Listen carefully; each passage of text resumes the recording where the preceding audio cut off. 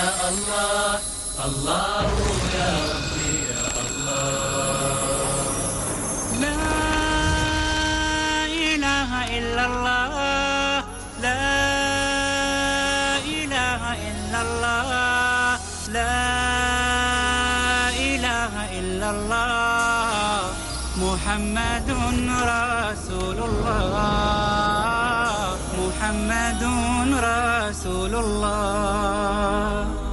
أرجو رضاك يا الله أنت الرحيم يا هبني عطاك يا الله أنت الكريم منك العطاء يا الله أنت العظيم يا الله فيك الرجاء يا الله أنت الحليم. الحمد للہ وکفا وسلام علی عبادہ الذین اصطفیٰ. اشہد ان لا الہ الا اللہ وحدہ لا شریک لہ واشہد ان محمدا عبدہ ورسولہ صلی اللہ علیہ وآلہ وسلم. اللہم صلی علی محمد وعلی آل محمد کما صلیت علی ابراہیم وعلی آل ابراہیم انک حمید مجید. اللہم بارک علی محمد وعلی آل محمد کما بارکت علی ابراہیم وعلی آل ابراہیم انک حمید مجید. اما بعد، ناظرین کرام، حدیث جبریل پر ہماری گفتگو کا سلسلہ جاری ہے، اور حدیث جبریل میں جب حضرت جبریل علیہ السلام نبی پاک صلی اللہ علیہ وآلہ وسلم کے پاس انسانی شکل میں تشریف لائے تھے، تو انہوں نے جو پہلا سوال کیا کہ اخبرنی عن الاسلام، کہ مجھے اسلام کے بارے میں بتائیے، تو اس کے جواب میں نبی پاک صلی اللہ علیہ وآلہ وسلم نے سب سے پہلے شہادتین بتائیں، ان تشہد ان لا الہ الا اللہ وان محمد رسول اللہ، اور دوسری بات آپ نے فرمائی وتقیم الصلاۃ، یعنی اسلام کی اگلی بات شہادتین کے بعد جو سب سے اولین بات ہے وہ یہ ہے کہ تو صلاۃ قائم کرے یا نماز قائم کرے. صلاۃ کو ہم اردو زبان میں نماز کہہ دیتے ہیں. تو ناظرین کرام، گویا شہادت وحدانیت و رسالت کے بعد یا شہادت توحید و رسالت کے بعد جو اولین عملی تقاضا انسان کے اوپر اور مسلمان کے اوپر لاگو ہوتا ہے وہ نماز ہے، وہ اقامت صلاۃ، کہ انسان نماز کو قائم کرنے کے لیے اپنا عمل شروع کر دے. یہ اولین عملی تقاضا ہے اسلام کا. ظاہر ہے شہادت رسالت کی ہو یا شہادت وحدانیت کی ہو، وہ تو صرف زبان سے کی، اس کا تعلق دل کے ساتھ ہے اور زبان سے الفاظ ادا ہو گئے. اور اس کے بعد جو سب سے اولین عمل جو انسان کے سامنے آیا، جو سب سے پہلا عمل انسان کے اوپر تقاضے کے طور پر لاگو ہوا، وہ نماز ہے. اور اہل لغت یہ کہتے ہیں کہ یہ صلاۃ ایک کثیر الاستعمال قسم کا لفظ ہے، عرب کے معاشرے میں یہ موجود تھا. اس کا مطلب دعا بھی ہے، شریعت اسلامیہ میں بھی اس کا معنی دعا ہوتا ہے، اس کا معنی رحمت بھی ہوتا ہے. اگر اس کا تعلق اللہ کی ذات کے ساتھ ہو تو اس کا مطلب ہوتا ہے اللہ کی رحمت کا نزول ہونا.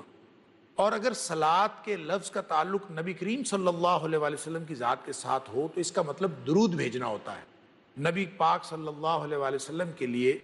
رحمت کی دعا کرنا، یعنی آپ پر درود بھیجنا، یہ بھی صلاۃ کا معنی ہے. اور اسی طرح عرب کے معاشرے کے اندر ایک صلاۃ کا مفہوم یہ تھا، اگر ہم لغت کے اعتبار سے دیکھیں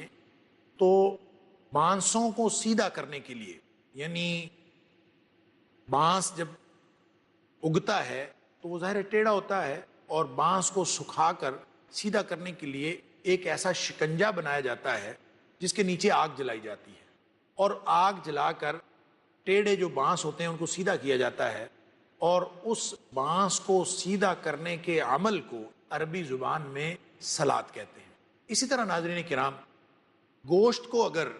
آگ جلا کر اس کا میل کچیل دور کیا جائے، یعنی اوپر گوشت پڑا ہو، جیسے ہم باربیکیو بناتے ہیں یا اس طرح کی کوئی چیز کہ اوپر گوشت اور نیچے آگ ہو،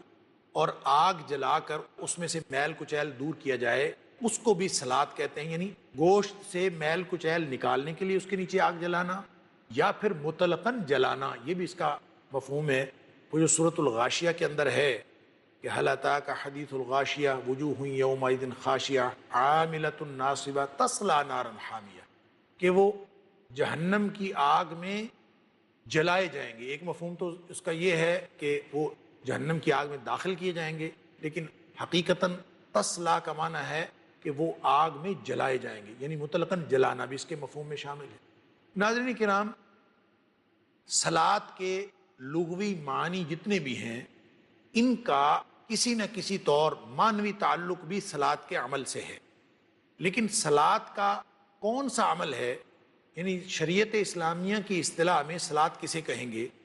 اس کی تعریف عبد الرحمن الجزیری نے اپنی کتاب جو الفقہ علی مذاہب الاربعہ ہے اس کے اندر یہ کی ہے کہ یہ کچھ اعمال اور کچھ اقوال کا نام ہے، اقوال و افعال، ایسے اقوال و افعال کا نام صلاۃ ہے، مفتتحۃ بالتکبیر، جن کا آغاز تکبیر کے ساتھ کیا جاتا ہے، مختتمۃ بالسلام، جن کا اختتام سلام کے ساتھ کیا جاتا ہے، اور بشروط مخصوصہ، ایسی خاص شرائط کے ساتھ جو اس عمل کے ساتھ مخصوص ہیں، ان شرائط کو ملحوظ رکھتے ہوئے چند اقوال و افعال جن کا آغاز تکبیر تحریمہ سے اور اختتام سلام پر ہوتا ہے، اس عمل کا نام نماز یا صلاۃ ہے، یعنی باوجود اس بات کے کہ اس کے لغوی مفاہیم کے اندر بہت زیادہ وسعت ہے۔ لیکن ناظرین کرام، صلاۃ کا مفہوم کون متعین کرے گا؟ نہ عبد الرحمن الجزیری کے پاس یہ اختیار ہے، نہ کسی امتی کے پاس، اس لیے کہ صلاۃ شریعت اسلامیہ کی ایک اصطلاح ہے، اور شریعت اسلامیہ کی اس اصطلاح کا مفہوم کیا ہے یہ تو نبی کریم صلی اللہ علیہ وآلہ وسلم جو شریعت کے جو دین کا معیار ہیں، جن کو اسلام لوگوں تک پہنچانے کا اختیار دیا ہے، وہی بتائیں گے کہ صلاۃ کیا ہے۔ تو نبی کریم صلی اللہ علیہ وآلہ وسلم نے فرمایا صلو کما رأیتمونی اصلی، نماز یا صلاۃ کیا ہے؟ اس عمل کا نام صلاۃ ہے جس طرح مجھے صلاۃ ادا کرتے ہوئے دیکھتے ہو، مجھے نماز پڑھتے ہوئے دیکھتے ہو، ویسے نماز پڑھو۔ یعنی نماز اس چیز کا نام ہوگا جو نبی کریم صلی اللہ علیہ وآلہ وسلم نے عمل کر کے دکھایا۔ ہم اپنی طرف سے نماز، صلاۃ کو دعا بھی کہہ سکتے ہیں، ہم صلاۃ کو درود بھی کہہ سکتے ہیں، صلاۃ کو کسی دہکانے کے عمل کو بھی کہہ سکتے ہیں، صلاۃ جو ہے وہ کسی چیز کی تہذیب کے عمل کو، کسی چیز کے سیدھا کرنے کے عمل کو کہہ سکتے ہیں، میل کچیل دور کرنے کے عمل کو کہہ سکتے ہیں۔ ہم کسی بھی چیز کا نام صلاۃ رکھ سکتے ہیں، لیکن شریعت اسلامیہ میں صلاۃ یا اردو میں جس کو ہم نماز کہتے ہیں وہ صرف وہی ہوگی جس کے بارے میں نبی کریم صلی اللہ علیہ وآلہ وسلم نے بتایا، اس لیے کہ معیار نبی کریم صلی اللہ علیہ وسلم کی ذات اقدس ہے۔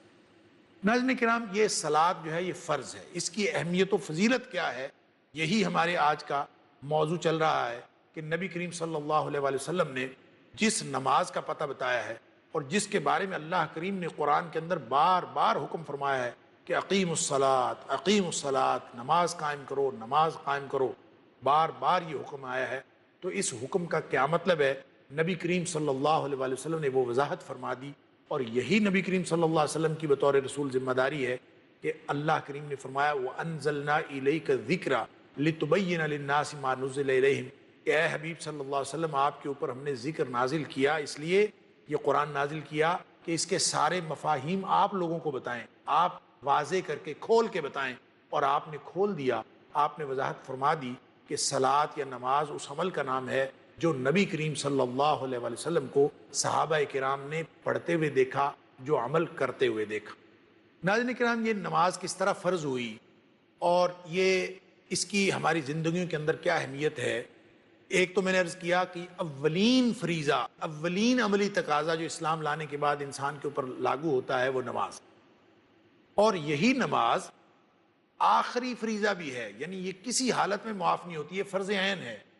ہر عمل کے لیے، ہر دین کے فریضے کے لیے کوئی نہ کوئی متبادل رکھا ہوا ہے، لیکن نماز کا کوئی متبادل نہیں ہے۔ ہر مسلمان عاقل بالغ شخص، چاہے وہ بیمار ہو، چاہے لنگڑا لولا ہو، وہ شخص کسی بھی حالت میں ہو، نماز اگر کھڑے ہو کے نہیں پڑھ سکتا تو وہ بیٹھ کے پڑھ لے، جو بیٹھ کے نہیں پڑھ سکتا وہ لیٹ کے اشارے سے پڑھ لے، لیکن یہ نماز کسی صورت میں معاف نہیں ہے۔ تو گویا اولین فرض عین جو اسلام کو قبول کر لینے کے بعد عائد ہوتا ہے وہ یہی نماز ہے۔ لیکن یہ کب فرض ہوئی؟ حضرت عائشہ صدیقہ رضی اللہ تعالیٰ عنہا اس کی فرضیت کے بارے میں بیان کرتی ہیں، متفق علیہ حدیث ہے۔ حضرت عائشہ صدیقہ رضی اللہ تعالیٰ عنہ فرماتی ہیں کہ جب ابتداءً نماز فرض ہوئی تھی، گویا نماز کی فرضیت کے اندر ارتقاء ہوا ہے، جب ابتداً فرض ہوئی تھی آپ نے فرمایا اللہ نے فرض کی، فرض اللہ الصلاۃ، اللہ تعالیٰ نے نماز کو فرض کیا، حین فرضہا، جب بھی اللہ نے فرض فرمایا نماز کو تو فرمایا کہ یہ جب نماز فرض ہوئی تھی رکعتین رکعتین، یہ دو دو رکعتیں پڑھنی ہوتی تھیں. یعنی یہ جو نماز کا طریقہ ہم آج کل پڑھتے ہیں کہ فجر کی 2 رکعت ہیں اور پھر ظہر کی 4 ہیں، یعنی فرائض کی بات ہو رہی ہے، اور پھر عصر کی 4 ہیں، مغرب کی 3 ہیں، پھر عشاء کی 4 ہیں. تو یہ اس طرح سے نہیں تھا، بلکہ عائشہ صدیقہ رضی اللہ تعالیٰ عنہا فرماتی ہیں کہ ابتداً 2 رکعت نماز تھی، اور یہ 2 رکعت نماز جو تھی فی السفر والحضر، یہ سفر میں بھی تھی اور یہ حضر میں بھی تھی. یعنی گھر میں آدمی مقیم جب ہو تو بھی وہ 2 پڑھتا تھا، اور جب وہ سفر میں ہوتا تھا تو بھی 2 پڑھتا تھا. پھر فرماتی ہیں فَأُقِرَّتْ فِي السَّفَرِ، سفر کے اندر تو وہی برقرار رکھی گئی 2 رکعت نماز، لیکن حضر کے اندر وزید فی الحضر، لیکن حضر کے اندر یعنی قیام کی حالت میں اس کے اندر اضافہ کر دیا گیا کہ 4 رکعت کہیں پہ کر دی گئی. اس کا مطلب یہ ہے کہ یہ فرضیت جو نماز کی فرضیت ہے اس کے اندر بھی ارتقاء ہوا ہے. اس کی فرضیت کے حوالے سے حضرت انس بن مالک رضی اللہ تعالیٰ عنہ کی روایت کردہ وہ حدیث اسراء بھی قابل غور ہے، جو بخاری شریف کے اندر موجود ہے کہ نبی کریم صلی اللہ علیہ وآلہ وسلم نے فرمایا کہ یہ جب معراج کی رات، یعنی نبی کریم صلی اللہ علیہ وسلم جب معراج کی رات اللہ کے ہاں تشریف لے گئے تو اس موقع پر یہ نماز کی فرضیت کا تحفہ ملا تھا. آپ صلی اللہ علیہ وسلم فرماتے ہیں کہ اللہ تعالیٰ نے جب نماز فرض کی تھی تو یہ 50 نمازیں فرض کی تھی. فرض اللہ تعالی 50 صلوات، اللہ تعالیٰ نے 50 نمازیں فرض کی تھیں، لیکن نبی کریم صلی اللہ علیہ وسلم فرماتے ہیں کہ جب میں یہ 50 نمازیں لے کے آ رہا تھا، میں واپس آ رہا تھا، میرا گزر جو ہے موسیٰ علیہ السلام کے پاس سے گزرا. ناظرین کرام، موسیٰ علیہ السلام کے پاس سے نبی کریم صلی اللہ علیہ وسلم گزر رہے ہیں. معراج کی رات 50 نمازیں اللہ تعالیٰ سے لے کر، گفتگو کا سلسلہ یہیں سے جوڑیں گے، لیکن یہاں ایک وقفے کا وقت ہوا ہے، وقفے پہ مجھے جانا ہے، اور انشاءاللہ وقفے کے بعد دوبارہ حاضر ہوتے ہیں. امید ہے آپ ہمارے ساتھ رہیں گے. تب تک کے لیے اجازت دیجیے. السلام علیکم ورحمۃ اللہ وبرکاتہ. أنت الرحيم يا السلام علیکم ورحمۃ اللہ وبرکاتہ. ناظرین کرام، وقفے سے جانے سے پہلے اس حدیث کا ہم جائزہ لے رہے تھے کہ جس میں نبی کریم صلی اللہ علیہ وآلہ وسلم نے فرمایا کہ معراج کی رات مجھے 50 نمازیں دی گئیں، گویا میری امت پر اللہ تعالیٰ نے 50 نمازیں فرض کی. اور نبی پاک صلی اللہ علیہ وسلم فرماتے ہیں کہ جب میں موسیٰ علیہ السلام کے پاس سے گزرا تو موسیٰ علیہ السلام نے میرے سے پوچھا کہ ما فرض اللہ تعالیٰ لأمتک، اللہ تعالیٰ نے آپ کی امت کے لیے کیا فرض کیا ہے؟ تو نبی پاک صلی اللہ علیہ وسلم فرماتے ہیں میں نے بتا دیا کہ میری امت کو اللہ تعالیٰ نے 50 نمازیں عطا کی ہیں. تو نبی پاک صلی اللہ علیہ وسلم فرماتے ہیں کہ حضرت موسیٰ علیہ السلام نے مجھے فرمایا کہ تم جاؤ، واپس جاؤ اپنے رب کے پاس، فرجع الی ربک فإن امتک لا تطیق ذلک، آپ کی جو امت ہے وہ اس بات کی طاقت نہیں رکھے گی کہ 50 نمازیں پڑھنے کی، ان کے پاس توفیق ہی نہیں ہوگی، وہ اس بات کی استطاعت نہیں رکھیں گے کہ وہ 50 نمازیں پڑھیں. آپ واپس جائیں اپنے اللہ کے پاس اور ان سے نمازیں کم کروا لیں. ناظرین کرام، یہ حضرت موسیٰ علیہ السلام کا مشورہ تھا کہ نبی کریم صلی اللہ علیہ وآلہ وسلم فرماتے ہیں میں واپس چلا گیا اللہ کریم کے پاس، اللہ کریم نے نمازیں کم کر دیں، یعنی نصف کر دیں. اس کے بعد یا بعض روایات میں آتا ہے کہ اللہ تعالیٰ نے 10 کم کر دیں. دوبارہ آئے موسیٰ علیہ السلام نے کہا پھر جاؤ، پھر واپس چلے گئے، ابھی بھی یہ نمازیں زیادہ ہیں. یوں اللہ تعالیٰ 10 کم فرماتے رہے یا 5 نمازیں کم کرتے رہے. تو بالآخر جب 5 رہ گئیں تو اللہ تعالیٰ نے فرمایا کہ اب یہ ظاہراً گنتی کے مطابق تو 5 ہیں، لیکن یہ اللہ کے ہاں گنتی کے مطابق 50 ہی ہیں. گویا امت پڑھے گی 5، لیکن ان کو جو ثواب اور اجر ملے گا وہ 50 نمازوں کا ملے گا. ویسے بھی اللہ کا قانون ہے کہ نیکی کی جزا اللہ تعالیٰ دیتا ہے 10 گنا زیادہ. قرآن پاک میں اللہ کریم نے فرمایا من جاء بالحسنۃ فلہ 10 امثالھا، جو کوئی بھی نیکی کرے گا، یہ اللہ کی رحمت کا قانون ہے کہ ہم نیکی 1 کرتے ہیں اللہ تعالیٰ 10 لکھ لیتا ہے. ہم نیکی 1 کرتے ہیں اللہ تعالیٰ 10 لکھ لیتا ہے. گویا اللہ کریم نے اپنی رحمت کا قانون امتحان کے قانون کے ساتھ ساتھ ہی جاری فرما دیا ہے. اور نمازیں جب فرض ہوئیں تو روز اول سے ہی ہماری ایک نماز کو 10 تصور کر لیا گیا اب امت پڑھتی 5 ہے، یہ الگ بات ہے کہ ہم 5 بھی پڑھ نہیں پاتے، اس قدر اہمیت اور فضیلت والا عمل جو اسلام کی بنیاد بھی ہے اور اسلام کی انتہا بھی ہے۔ ناظرین کرام، اولین فریضہ ہے کہ جو بلوغت سے پہلے ہی لاگو ہو جاتا ہے، جبکہ اسلام کا قانون یہ ہے کہ سارے کے سارے فرائض بلوغت کے ساتھ مشروط ہیں۔ انسان بالغ ہو جائے تو پھر سارے فرائض آتے ہیں، ساری ذمہ داریاں اس کے اوپر آتی ہیں۔ لیکن یہ واحد فریضہ ہے کہ نبی کریم صلی اللہ علیہ وآلہ وسلم نے فرمایا مرو اولادکم وہم ابناء 7 سنین، اپنی اولادوں کو نماز کا حکم دیا کرو، نمازوں کے لیے کہا کرو جب وہ 7 سال کے ہو جائیں۔ گویا اولین تعلیم کا جو حکم ملا تو اولین تعلیم بھی نماز ہے۔ سب سے پہلے بچوں کو نماز سکھانی چاہیے، اور یہ کس موقع پر سکھانی ہے اور کس موقع پر ان کو نماز پڑھنے کا حکم دینا ہے؟ ابھی بلوغت بہت دور ہے، ابھی بچے ہیں، لڑکپن میں اور بچپن میں ہیں۔ فرمایا 7 سال کا بچہ ہو تو اس کو نماز کا حکم دے دینا ہے، نماز پڑھنے کی، تاکہ اس کی تربیت ہو جائے۔ اور جب وہ 10 سال کا ہو جائے پھر بھی نماز نہ پڑھے، پھر تو سختی کرنی ہے۔ فرمایا کہ جب وہ 10 سال کا ہو جائے تو پھر تو اس کے اوپر سختی کرنی ہے۔ اگر وہ 7 سال کا ہے تو اس وقت سکھانی ہے اور اس وقت اس کو حکم دینا ہے، اور 10 سال کا ہے تو سختی کرنی ہے۔ گویا یہ بھی اس فریضے کی ایک خاص شان اور فضیلت ہے کہ یہ بلوغت سے پہلے ہی انسانوں کے اوپر لاگو ہو جاتا ہے۔ ناظرین کرام، یہ اس قدر اہمیت والا کیوں ہے؟ اس لیے کہ اس کے ذریعے سے اللہ تعالیٰ نے ایک مستقل سسٹم قائم کیا ہے، ایک نظام قائم کیا ہے کہ لوگوں کے گناہوں کا کفارہ بنتا رہے۔ اللہ تعالیٰ نے قرآن میں فرمایا